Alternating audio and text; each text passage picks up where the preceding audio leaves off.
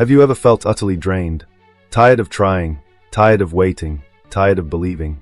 You pray, but it's as if heaven remains silent. You give your all, yet the doors remain shut. And maybe, just maybe, a thought crossed your mind today. I can't take this anymore. I'm going to give up. If that thought has ever passed through your mind, if you've ever felt completely misunderstood, if you're having one of those days where the only thing that hears your cries is your pillow, then this message is for you. Because you are not alone. And most importantly, God has not abandoned you. There are seasons in life that feel like they're crushing us, times when we stop and wonder, is this the end? Have you ever felt that way? That overwhelming emptiness, that helplessness, as if everything you've built is crumbling right in front of you. And the harder you fight, the more you try to stay strong, the more it feels like your strength is fading away. You pray, and nothing changes. You cry, and no one notices. You scream, and the heavens seem silent. But is it really the end? Have you ever considered that maybe, just maybe, this is the very place where God wants to begin something new in your life? In the Bible, the most incredible turnarounds happened in moments that looked utterly hopeless. When human eyes saw dead ends, God saw doorways. When logic declared it's over, God whispered, this is where it begins. Remember Job? He lost everything. Everything. His children, his health, his possessions, his friends, his peace. He once said, "Cursed be the day I was born." How many times have you felt something similar? As if your life were a mistake. As if it would have been better not to have woken up today. But Job didn't stop at the pain. Even shattered, even without understanding, he declared, I know that my Redeemer lives. And in the end, God restored all he had lost, giving him twice as much. But why did God allow all that suffering? Was he watching Job suffer for no reason? Or was he using the pain as a bridge to something far greater? It's hard to grasp while we're still in the thick of it. It's hard to see purpose when pain screams louder than hope. But God sees what you can't yet see. He sees what lies beyond the ache. Maybe right now you're lying in a hospital bed, hearing diagnoses that steal your sleep. Maybe you've just been let go from work and have no idea how to cover next month's expenses, perhaps around £1,600, just to get by. Maybe someone you love has left, and now you don't know how to go on. Or maybe no one notices, but inside you're collapsing, slowly losing the will to live. And in that moment, everything inside you is shouting, it's over. But is it really? Or are you standing on the edge of the greatest new beginning of your life? The Bible gives us another story, one that seems even more final, Lazarus. He wasn't sick. He was already dead. 4 days in the tomb. The body had already begun to decay. To everyone, it was finished. Even to Mary, his sister, who said to Jesus, if you had been here, he wouldn't have died. But Jesus looked at her and replied with a truth that still echoes today, I am the resurrection and the life. And right there, in front of a sealed tomb, tears running down his face, Jesus showed that for him, there is no such thing as the end when he chooses to begin anew. He called out, Lazarus, come forth. And the dead man lived again. Can you grasp that? It doesn't matter how deeply buried your dream may be. It doesn't matter how long it's been dead. If Jesus says come forth, nothing in this world has the power to hold you back. Maybe you're standing in a place where everything feels hopeless. Perhaps people have told you there's no saving your marriage, that your child has gone too far to be restored, that you'll never break free from the grip of debt, or that your mind is too shattered to ever know peace again. But God doesn't operate under the limits of human opinion. He isn't swayed by diagnoses, statistics, or even the depth of your suffering. He steps into places no one else dares to go and brings life where only death has reigned. Consider this true story. Steve Harvey, now one of the most well-known television hosts in America, once lived in his car for 3 long years. He slept in car parks and washed himself at petrol stations. There was a night when he cried so much, overwhelmed by the sense that his life had no meaning, that he called out to God in desperation, Lord, if you really want me to keep going, please show me something tomorrow. The very next day, he received a phone call from a small comedy program offering him a chance. That moment changed everything. Today, he is a millionaire, worth roughly £20 million. He motivates millions, and most importantly, he has never stopped giving glory to God. What does this tell us? That breakthrough comes, but only to those who remain, even when everything inside is screaming to give up. That's why I'm giving you a challenge. For the next 7 days, whether you understand or not, whether you feel like it or not, speak this phrase aloud with faith. Lord, Even if everything looks like the end, I know it's just your beginning. And as you do, choose one part of your life that you've already declared dead, and start praying for it again. No need for rush. No need for immediate answers. Just faith. Because God's move might be waiting on the other side of your persistence. You haven't made it this far just to walk away now. You haven't cried all those tears just to return to where you started. You didn't go through this wilderness to collapse in the middle of the journey. And even if no one else sees it, even if everything seems to shout against it, God still has plans for you. And He didn't begin such a beautiful story only to end it in defeat. Keep going. Cry if you must, but don't stop. Pray, even when your strength is gone. Worship, even if it's from your knees. Because God is still writing. And the next chapter might be the one you've been waiting your whole life for. Have you ever felt like you weren't enough? Like everything you are and everything you do still falls short?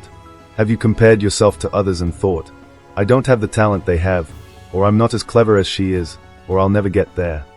And then, from the shadows, that quiet, painful, paralyzing thought creeps in. Maybe I shouldn't have been born. Maybe I'm just a mistake. If that thought has ever crossed your mind, take a deep breath. Because today, you're going to hear a truth that changes everything. You are not a mistake. You were designed by God. You were crafted with purpose. And you were chosen before you even knew how to open your eyes. In the book of Jeremiah, chapter 1 verse 5, God speaks something extraordinary. Before I formed you in the womb I knew you, and before you were born I set you apart. I appointed you as a prophet to the nations. Long before any human eyes saw you, before any doctor heard your heartbeat in your mother's womb, God already saw you as a living purpose. But here's the thing, life happens, and it tries to bury this truth beneath layers of pain. Rejection, comparison, failure, trauma, all these things begin to pile up on top of who we are. Do you remember the first time someone made you feel small? Perhaps it began when your parents said you'd never amount to anything. Or maybe it was when your efforts at school were overlooked. Or when someone you deeply cared for turned away from you. Or perhaps it's happening right now, this very season of your life, as you look around and feel completely invisible. But there is a vast difference between being ignored by people and being forgotten by God. And the truth is, God never forgets. Not ever. Take Moses, for example. He didn't see himself as capable. When God called him, he was filled with fear and self-doubt. Lord, I'm not good with words. I speak with difficulty. He tried to decline the call, unable to see in himself the value that God already saw. And yet, it was Moses who led the people of Israel out of slavery. That story reveals something profound. God doesn't look for those who are already qualified. He equips those he chooses. And if he has chosen you, if he has placed his hand upon your life, it doesn't matter what others think or say. These days, many people measure their worth by their number of followers, their income, their looks. But is that really who you are? Or are you who the creator of the universe says you are? The Bible is filled with unexpected individuals who were lifted by God. David, for instance, was the youngest in his family, forgotten even by his own father when the prophet Samuel came to anoint a new king. All his brothers were presented to the prophet, yet his father didn't even consider calling David. But when God looked at him, he didn't see just a shepherd boy, he saw a king. And when God looks at you, he doesn't define you by what you are now, but by what you are becoming in his purpose. Maybe today you feel small, overlooked, unworthy. But God sees you through eyes of destiny. You are who he says you are. And he says you are cherished, loved, chosen. Have you ever heard of Tyler Perry? Before becoming the billionaire owner of one of the largest film studios in the United States, with a net worth exceeding £1,000 million, he was a young man who had suffered abuse, faced rejection, and lived on the streets. He would write stage plays while sleeping in his car.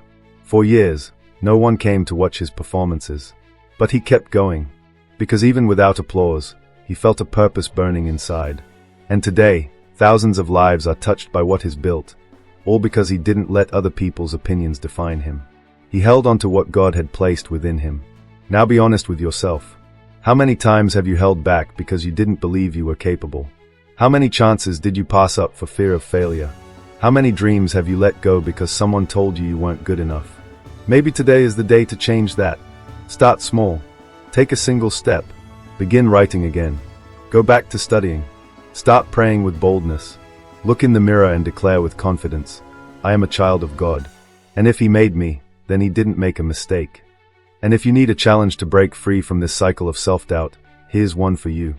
For the next 5 days, each morning when you wake up, stand in front of a mirror and say out loud, I am loved by God. I am chosen by Him.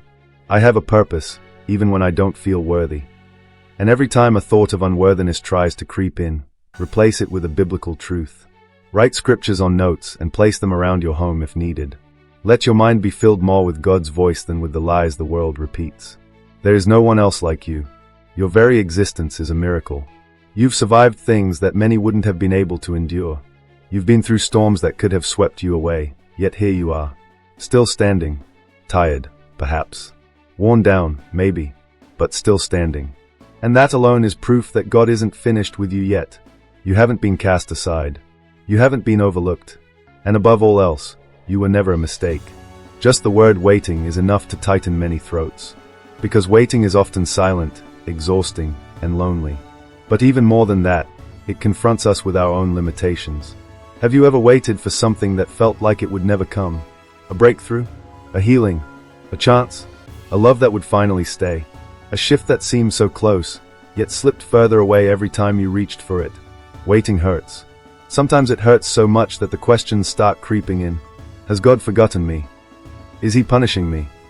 Did my prayers not even make it past the ceiling? These questions arise when your heart is already broken. When you've done everything you know how to do. When the tears have dried up from crying too much. When it feels like heaven has gone completely silent. But let me tell you something that changes everything. God's silence is never absence. It is strategy. It is divine preparation. I know, it's hard to accept. Because we want everything asterisk now star. We long for instant miracles, quick answers, a clear and easy path. But that's not how God works. He's not in a hurry. He moves in perfect timing, not according to our clocks, but according to His divine timeline. Abraham waited 25 years for the promise of a child to be fulfilled. Joseph had glorious dreams from God, yet spent 13 years being betrayed by his brothers, thrown into a pit, sold into slavery, and imprisoned for a crime he didn't commit. Everything seemed wrong. Everything seemed lost. But the very years that looked wasted were being used by God to shape the man who would one day rescue an entire nation. God isn't punishing you through the waiting. He's preparing you. Because what He plans to place in your hands is far too great to be received carelessly. What He is building in your life demands maturity, endurance, and vision. And these qualities are only developed in the waiting. How many times have you prayed for something, only to look back later and realize you weren't ready back then?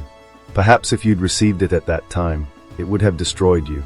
Perhaps the relationship that didn't work out, despite all your tears, was actually divine protection. Perhaps the door that shut saved you from years of pain. But these truths are only visible in hindsight. In the middle of the waiting, all we can often see is the dark. That's why faith matters so much. Because faith isn't just for the days when everything falls into place. Faith is what carries you when everything seems to be falling apart. Faith is what gets you out of bed when you feel too broken to move. Faith is what keeps you walking even when your heart is bleeding. Faith is saying, "Thank you, Lord," even when you don't understand a thing. You know who understood this deeply? Nelson Mandela. He endured 27 years of imprisonment, separated from his family, unjustly treated, humiliated. He had every reason to become bitter, to give up. But he waited. He waited with purpose. He waited with vision. And when he finally stepped out of that prison, he was ready to lead a nation. Now, let me ask you, truly and honestly, what are you doing while you wait? Are you grumbling, or are you preparing? Are you falling into despair, or are you growing stronger? Because here's the truth, the waiting season doesn't have to be empty. It can be a time of deep building, a time of healing, a time to grow, to learn, to align your life with heaven's design. Jesus, the Son of God, waited for 3 decades before beginning His ministry, which would last only 3 years. 30 years living as a carpenter's son, walking among men as one of them. But why? Because the season of waiting was not wasted. It was a time of deep preparation. When the moment came for Him to begin, He was fully equipped to face all that lay ahead. And what about you? Have you ever considered that your current season of waiting might actually be a spiritual classroom? Could it be that God is teaching you to trust Him beyond what your eyes can see? Perhaps He's strengthening you for something that has yet to arrive, something that will shift everything in your life. Even if you feel weary, even if your eyes are swollen from tears, God sees you. He gathers every tear. He hears even the silent cries that you can't put into words. He hasn't turned away. He's caring for you, intimately and constantly. So here's an invitation. For the next 10 days, try this. Every time you feel tempted to complain, take a deep breath and say, God, I don't understand, but I trust you. And at the end of each day, write down 3 small blessings you noticed, even the tiniest ones. A kind word, a peaceful moment, a sign of hope in the middle of chaos. Because sometimes the miracle is already happening, but the pain blinds us from seeing it. Remember, waiting is not without purpose. There is meaning woven into every delay. And at the right time, not yours, but God's, the promise will come to pass. When it does, you'll look back and realize that every second of silence was God working behind the scenes. So please, don't give up while you wait. Because when God finally breaks the silence, it will be worth every tear you've cried. Have you ever asked yourself why you're going through this? Why the pain feels so sharp, so personal, as if it was designed specifically to break you? You look around and it seems like everyone else is living their lives, except you. You force a smile, but inside there's a scream that won't come out. You try to move forward, but every step feels like a burden. Deep down, maybe you've asked, if God loves me, why would he allow this pain? That's one of the hardest questions in faith, and also one of the most powerful. Because the truth is, no pain is wasted when it's surrendered to God. No tear that falls from your face hits the ground without purpose. No scar exists without reason. Have you noticed how the strongest people you know are often the ones who've walked through the deepest valleys? That's because pain, when met with faith, transforms. It chisels away what's shallow and reveals something deeper. It teaches us to see differently, to love more deeply, and to rely on God in a genuine, raw way. It pulls us out of the shallows and into the depths. The Bible is filled with stories like these. Stories where pain became purpose, where wounds turned into living testimonies. Do you remember Joseph? Betrayed by his own brothers, thrown into a pit, sold into slavery, imprisoned unfairly, yet, at the end of it all, he looked into the eyes of those who hurt him and said, "You intended to harm me, but God intended it for good, to save many lives." Can you imagine the level of healing and maturity it takes to say that? To turn trauma into calling, and pain into mission? And what about Nick Vujicic? A man born without arms or legs, who endured bullying, depression, and even suicidal thoughts. He once believed his life had no value. But one day, he realized that his pain was the platform where God would showcase his glory. Today, his story is a beacon of hope for millions, not because his life was easy, but because his pain was redeemed. And so can yours be. Today, he travels the world sharing his message, embracing people with genuine love, and declaring with unwavering certainty, "If God can use my limitations to touch someone's life, then I am truly whole." Can you see it? He isn't a miracle in spite of the pain. He is a miracle because of it. Maybe you're right in the middle of the journey, still without answers, your heart wide open, bleeding, trying to make sense of the chaos around you. And I won't tell you that everything will magically get better overnight. But what I can say, with absolute conviction, is this: God is with you. Right there. In this very moment. In the silence. In the dark room. In the hospital bed. In the joblessness. In the grief. In the loneliness. He is shaping something within you through this pain. Something that couldn't have been formed in any other way. You know what moves me the most? It's the thought that Jesus, the Son of God himself, also endured suffering. He was betrayed, rejected, abandoned, wounded, and every part of it fulfilled an eternal purpose. His pain brought salvation to us. And if even he had to suffer, why do we think our pain can't also be redemptive? There's something powerful written in the Bible, in 2 Corinthians chapter 1, verse 4. He comforts us in all our troubles so that we can comfort those in any trouble with the comfort we ourselves receive from God. That means what makes you cry today could become the very thing that helps you hold someone else tomorrow. Your story will heal other stories. But for that to happen, you'll have to walk through this valley. You may not have chosen this pain, but you can choose what to do with it. Here's one small suggestion that could make a big difference. For the next 7 days, take 10 minutes each day to write. Put your emotions on paper. Be real with God. Don't hide your anger, your sorrow, your confusion. Turn your pain into words. And then, write down one thing you've learned or discovered about yourself in the process. This simple habit can open your eyes to how much God is already transforming you in the midst of the battle. Maybe you're thinking, I'm just one person, my story doesn't matter. But have you ever stopped to imagine how many others are going through the very same thing you're facing now? And how many of them could find hope through your breakthrough? Your pain could be a bridge, a pathway that connects broken hearts to the love of God. So take a deep breath. You're not going to break. You are being shaped. You are not being overlooked. You are being strengthened. And when all of this passes, because it will pass, you won't come out the same. You'll come out stronger, wiser, more compassionate, and, above all, more like Jesus. Pain doesn't have the final say. God does. And He is still writing your story. Yes, with tears, but with purpose. Yes, with scars, but with glory. So don't give up. One day, your pain will be the very thing that brings healing to someone else.